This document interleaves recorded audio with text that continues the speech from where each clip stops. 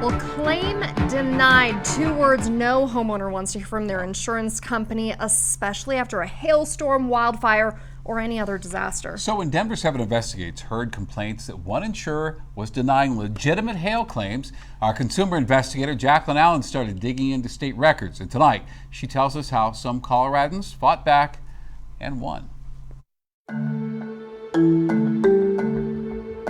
We are in South Loveland, right on the border of Berthoud and Loveland. In a place where the peace and quiet is rarely interrupted, except by this guy. I think there might be a tornado in this. Holy A July 20th hailstorm broke the silence and a lot of other stuff. The whole side of this building has hail damage on it. Brent Danner gives me a tour of the damage on his 9-acre farm. Anything that faces north on this property got just destroyed. The siding, the air conditioners, the roof. But that's pretty impressive though, isn't it? Yeah, that's really bad. That looks terrible. Good news though, he has homeowners insurance through Allstate, so everything's going to be just...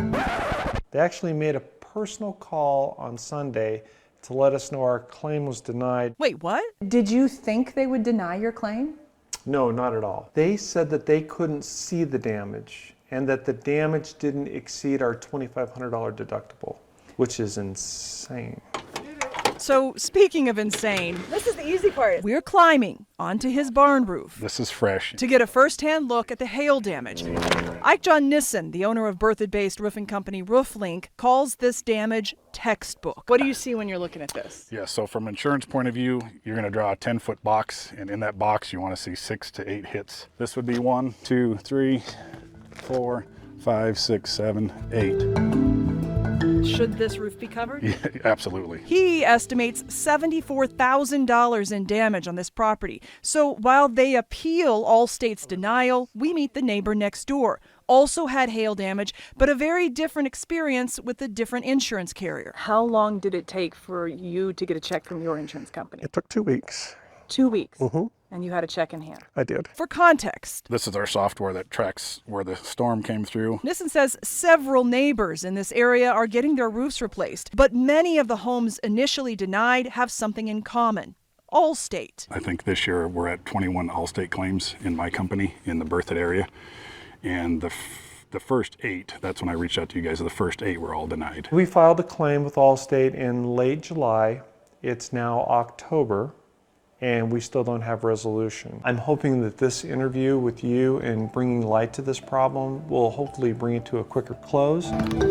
So Denver7 Investigates filed an open records request with Colorado's Division of Insurance for complaints about Allstate claims denied, finding comments like this. In Greeley, when I ask for answers on why they're not covering the roof, they're very vague on the subject. In Highlands Ranch, all of my neighbors have had new roofs from these storms. I have been denied 3 times. And in Lakewood, I would urge Dora to take a very hard look at Allstate's practices.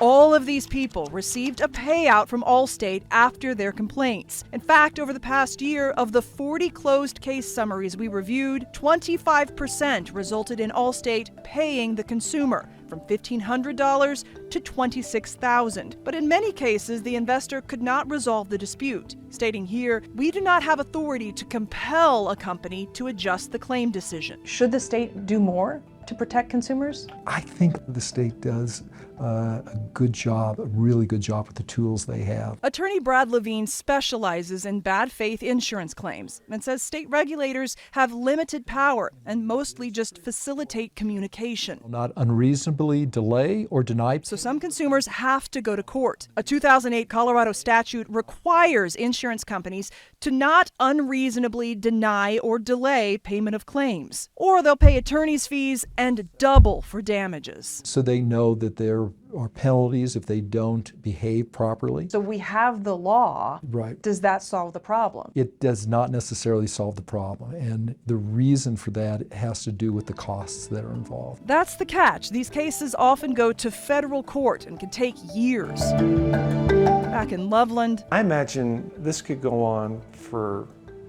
Lord knows how long. Brent is running out of patience. He just wants his property repaired. The peace and quiet he once felt disrupted first by the storm and now the aftermath. I think it's sad that Allstate's slogan is "You're in good hands," but the reality is you're not. It's just a gimmick. After we reached out to Allstate about Brent's denied claim, he tells me Allstate called him and agreed to a generous payout. But he still thinks the denial and delays are a story that needs to be told. Allstate declined our request for an interview and did not comment about the state complaints. In a statement saying, "We conduct thorough reviews of each claim and address them according to each customer's policy. Regarding this specific claim, we worked with the customer and the claim has been fully resolved." For Denver7 Investigates, I'm Jacqueline Allen.